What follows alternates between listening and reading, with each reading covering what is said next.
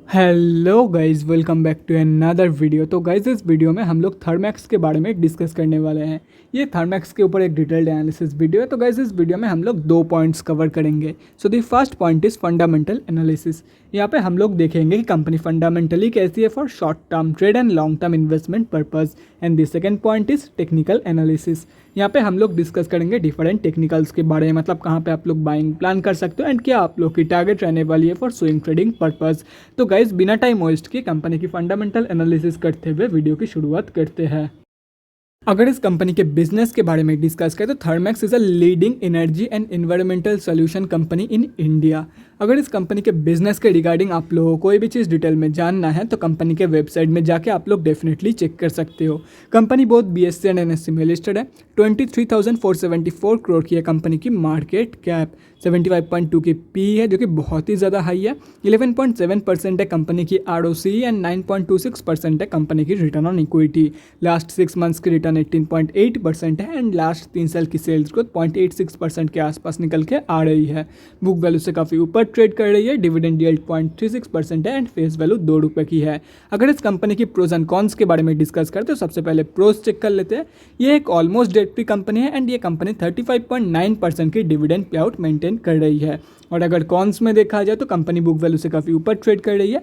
Last 5 साल की sales growth and last 3 साल की जो रिटर्न ऑन इक्विटी है वो दोनों ही काफ़ी कम है एंड प्रमोटर्स की होल्डिंग पिछले 3 साल में 3.6% डिक्रीज हुई है। अगर इस कंपनी की मार्च क्वार्टरली के रिजल्ट के बारे में डिस्कस करें तो मार्च 2022 के क्वार्टर में कंपनी ने 1992 करोड़ के आसपास की सेल्स पोस्ट किया है, 103 करोड़ के आसपास की प्रॉफिट पोस्ट किया है। और अगर ओवरऑल देखा जाए तो ये एक टोटली प्रॉफिटेबल कंपनी है। कभी कभी ये कंपनी लॉस देती है। अगर FY 2022 के बारे में डिस्कस करें तो फाइनेंशियल ईयर 2022 में कंपनी ने एक record breaking sales number post किया है। और अगर फाइनेंशियल ईयर 2021 से कंपेयर किया जाए तो कंपनी ने एक ज़बरदस्त सेल्स ग्रोथ यहाँ पे दिखाई है। और अगर इन टर्म्स ऑफ प्रॉफिट देखा जाए तो कंपनी ने FY 2021 के कंपैरिजन में तो ज़्यादा प्रॉफिट पोस्ट किया है, लेकिन ये कंपनी के लिए रिकॉर्ड ब्रेकिंग प्रॉफिट नहीं है। इससे भी ज़्यादा प्रॉफिट कंपनी पहले पोस्ट कर चुकी है, जैसे यहाँ पे आप लोग देख सकते हो। अगर इस कंपनी की बैलेंस शीट की हेल्थ के बारे में डिस्कस करें तो बैलेंस शीट की जो हेल्थ है वो फाइनेंशियल ईयर 2022 में इंप्रूव हुई है, जैसे कि यहाँ पे आप लोग साफ देख सकते हो। कंपनी ने रिजर्व के साथ साथ डेट भी इंक्रीज किया है, लेकिन अगर देखा जाए तो रिजर्व ज़्यादा इंक्रीज हुई है कंपेयर टू कंपनी की डेट। और अगर ओवरऑल देखा जाए तो कंपनी की डेट के कंपेरिजन में कई गुना ज़्यादा रिजर्व मौजूद है कंपनी के पास।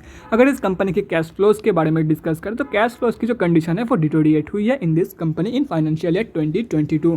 FY 2021 में कंपनी के पास पॉजिटिव 220 करोड़ के आसपास की पॉजिटिव कैश फ्लोज मौजूद थी। अभी वो घट के नेगेटिव 117 करोड़ के आसपास की हो चुकी है। अगर इस कंपनी की शेयर होल्डिंग पैटर्न के बारे में डिस्कस करें तो प्रोमोटर्स की होल्डिंग अनचेंज्ड है। FIs ने अपनी होल्डिंग कम किया है एंड DIs ने अपनी होल्डिंग इंक्रीज करी है इन मार्च क्वार्टर। और अगर ओवरऑल देखा जाए तो पब्लिक से माल उठाया गया है। इस कंपनी में हम अब जैसे छोटे मोटे रिटेलर की जो होल्डिंग है वो अप्रॉक्सीमेटली 5% के आसपास निकल के आ रही है। अभी कंक्लूजन पे आते हैं कि कंपनी एक्चुअली कैसी है for short term trade and long term investment purpose. तो मैं आप लोग को यही बोलूँगा, आप लोग डेफिनेटली इस कंपनी को शॉर्ट टर्म के लिए कंसिडर करके चल सकते हो, लेकिन अगर कोई बंदा इस कंपनी में सिर्फ और सिर्फ रिटर्न के लिए लॉन्ग टर्म में जाना चाहता है तो मैं आप लोग को यही बोलूँगा, आप लोग गलती कर रहे हो। ये एक डिविडेंड इन्वेस्टर के लिए कंपनी, अगर कोई डिविडेंड के लिए जाना चाहता है तो जा सकता है, लेकिन रिटर्न के लिए मत जाओ।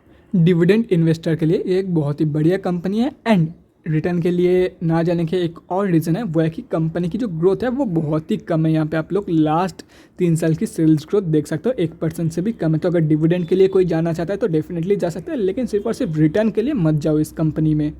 तो गाइज, ये तो हो गया कंपनी की फंडामेंटल एनालिसिस। अभी हम लोग कंपनी के टेक्निकल्स के बारे में डिस्कस करते हैं, देखते हैं कि क्या टारगेट निकल के आ रही है as of now in this company. तो गाइज, यहाँ पे हम लोग आ चुके हैं NSE के डेली चार्ट पे। पहले ही क्लियर कर रहा हूँ, ये कंपनी अभी स्विंग ट्रेडर्स के लिए नहीं है। और ये मैं इसीलिए बोल रहा हूँ क्योंकि कंपनी पिछले 7-8 महीने से एक ही रेंज के अंदर कंसोलिडेट कर रही है। तो अभी अगर आप लोग स्विंग ट्रेड लेते हो इस कंपनी में, ना ही आप लोग का टारगेट हिट होगा, ना ही आप लोग का स्टॉप लॉस, सिर्फ और सिर्फ वेस्ट ऑफ टाइम ही होगा। तो इसी रीज़न की वजह से मैं आप लोग को यही रिकमेंड करूँगा, अगर आप लोग स्विंग ट्रेडर्स हो तो मैं आप लोग को यही रिकमेंड करूँगा, इस कंपनी से दूर रहो एज ऑफ नाउ। और रही बात जो लोग लॉन्ग टर्म के लिए पोजीशन प्लानिंग कर रहा है, तो देखो गाइस, आप लोगों के लिए ये सपोर्ट जोन निकल के आ रही है। अगर इसके आसपास आप लोगों को ये कंपनी मिल जाती है and I guess within a week और 2 ये कंपनी आप लोग को डेफिनेटली इस रेंज के आसपास मिल जाएगी। तो इस रेंज के आसपास आप लोग पोजीशन प्लान कर सकते हो। ये रेंज निकल के आ रही है 1910 रुपीज़ से 1925 रुपीज़ के बीच में। इस रेंज के अंदर आप लोग डेफिनेटली लॉन्ग टर्म के लिए पोजीशन प्लान कर सकते हो इन दिस कंपनी। तो guys that's it for this video. अगले वीडियो में मिलते हैं गाइज। Thanks for watching. और गाइज अगर आप लोग के मन में कोई भी डाउट या क्वेरी रहती है स्टॉक मार्केट या किसी भी स्टॉक से रिलेटेड, तो कमेंट सेक्शन में कमेंट करके मुझसे पूछ सकते हो, या तो फिर मेरे इंस्टाग्राम का लिंक आप लोग को डिस्क्रिप्शन बॉक्स में मिल जाएगा, जाकर वहाँ पर ही मुझे डीएम कर सकते हो for an 1-on-1 conversation. Thanks again for watching guys. Bye guys and definitely guys stay safe.